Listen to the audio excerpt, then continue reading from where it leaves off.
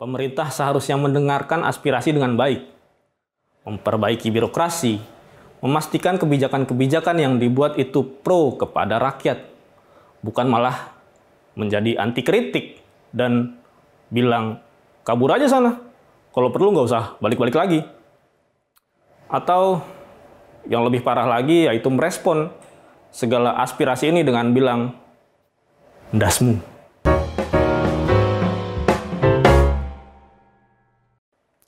Halo Sobat Media Indonesia, kembali lagi di The Editors. Indonesia Emas 2045. Bangsa yang besar, negara yang maju, karena mampu memanfaatkan secara optimal bonus demografi. Nanti dulu, kalian masih yakin tagline ini bisa betul-betul terwujud dan nggak hanya jadi sekedar omon-omon? Dengan kondisi seperti sekarang, ketika anggaran untuk program-program yang bisa memajukan kualitas sumber daya manusia dipangkas di sana-sini. Biaya pendidikan, anggaran pelatihan, dana riset, semua dikebiri. Jadi, apa iya masih ada harapan? Syukurlah masih banyak warga negara yang menyadari dan mau bersuara bahwa negara ini sedang nggak baik-baik aja. Yang mungkin aja nggak akan berjalan sesuai dengan rencana. Baru 100 hari pemerintahan berjalan, rasanya gebrakan-gebrakan negatif tuh nggak habis-habis. Coba kita runut. Pertama, baru 10 hari dilantik, ada menteri, kita sebut aja Natalius Pigai, yang minta tambahan anggaran sampai 20 triliun. Kerja aja belum, udah minta tambah. Kedua, belum sepekan menjabat, Menteri Desa dan Pembangunan Daerah Tertinggal, Yandri Susanto, memakai kop surat kementerian untuk acara atau kepentingan pribadi. Ketiga, utusan Presiden Miftah Maulana alias Gus Miftah, mengolok-olok atau menghina penjual es teh saat acara pengajian di Magelang. 4. Utusan Presiden Raffi Ahmad, yang mobil dinasnya dikawal secara arogan oleh petugas patwal. Seolah-olah jalanan itu punya dia dan keluarganya aja. Rakyat cuma numpang. Kelima, Budi Aristiadi yang disorot karena anak-anak buahnya, termasuk staf-staf ahli kementerian, ketahuan terlibat dalam membiarkan dan bahkan membantu operasional situs-situs judi online. 6. Menteri Pendidikan Tinggi Sains dan Teknologi Satrio Sumantri Brojonegoro didemo oleh ASN-nya sendiri. Ini yang paling di luar Nurul sih. Ada menteri yang didemo ASN-nya sendiri. Alasannya karena penyalahgunaan kekuasaan. Jadi dia main pecat pegawai tanpa prosedur dan alasan yang jelas. 7. Pagar laut yang penanganannya nggak selesai-selesai, padahal udah ditangani lintas kementerian dan instansi. 8. Kebijakan LPG 3 kg yang absurd, bahkan sampai memakan korban 1 orang meninggal dunia. 9. Program makan bergizi gratis yang dikritik oleh penerima manfaatnya, yaitu anak-anak SD. Kritik ini kemudian direspon secara tidak etis oleh buzzer pemerintah. Anehnya, itu buzzer sekarang diangkat jadi staf khusus menteri.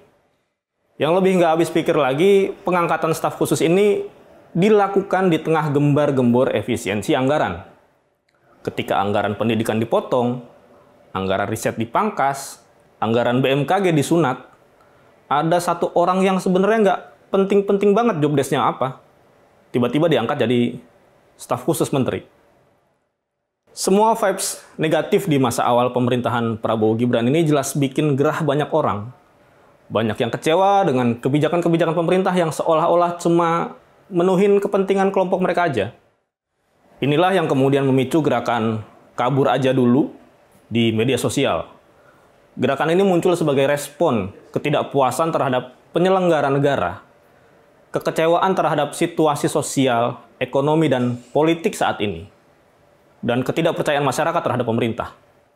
Masyarakat merasa dibohongi, ditindas, dan jadi korban manipulasi. Ada begitu banyak ketidaksesuaian antara janji-janji politik pada saat kampanye dan kenyataan yang dijalankan saat ini. janji-janji pembukaan lapangan kerja, peningkatan kesejahteraan, kayaknya ya jauh banget buat terrealisasi. Industri mandek, ekspor turun, PHK di mana-mana, korupsi merajalela. Kurang sedih apa lagi kita? Memang, ini baru 100 hari kerja, tapi kalau dilihat-lihat dari situasi sekarang, ke depan kayaknya Indonesia bakal makin sulit lagi. Ya, gelaplah Indonesia. Satu-satunya janji politik yang kelihatan jalan ya cuma makan bergizi gratis saja. Tapi sebenarnya ini juga nggak gratis-gratis banget. Banyak hal yang harus dikorbankan buat program itu bisa jalan. Awalnya program ini butuh dana 71 triliun. Tapi ternyata kurang. Kepala Badan Gizi Nasional, Dadan Hindayana, mengaku butuh 100 triliun lagi buat penyaluran makan bergizi gratis. Di luar itu ya nggak kelihatan indikator apa yang berhasil. Ini yang kemudian membuat rakyat, terutama kaum muda yang sadar, merasa jengah dan akhirnya menyuarakan kabur dulu aja. Memang orang-orang yang lantang mengekspresikan ini belum tentu juga bakal pergi ke luar negeri, karena emang kerja di luar negeri nggak segampang itu. Tapi ini sepertinya udah jadi warning buat pemerintah bagaimana amburadulnya kondisi sosial, ekonomi, dan politik di Indonesia sekarang. Gimana susahnya nyari lapangan kerja, gimana terpuruknya kesejahteraan masyarakat, gimana tidak dihargainya orang-orang pinter di Indonesia yang seringkali kalah dengan kekuatan orang dalam yang kemampuannya ya pas-pasan aja. Dan kenyataannya, bekerja di luar negeri emang lebih menjanjikan dari segi penghasilan. Upah minimum nasional secara rata-rata itu ada di kisaran 3 juta per bulan. Bandingkan dengan misalnya Taiwan yang mencapai 9 juta per bulan. Atau di Jepang yang sampai 20 juta dan di Korea Selatan yang sampai 23 juta per bulan. Ini belum lagi kalau dibandingkan dengan negara-negara di Eropa yang rata-ratanya bisa lebih tinggi. Disinilah semestinya pemerintah introspeksi untuk mengembalikan kepercayaan publik, untuk mengambil hati masyarakat.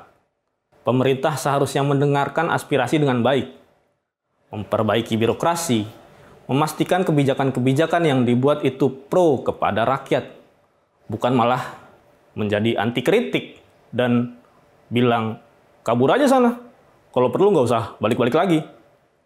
Atau yang lebih parah lagi yaitu merespon segala aspirasi ini dengan bilang, ndasmu.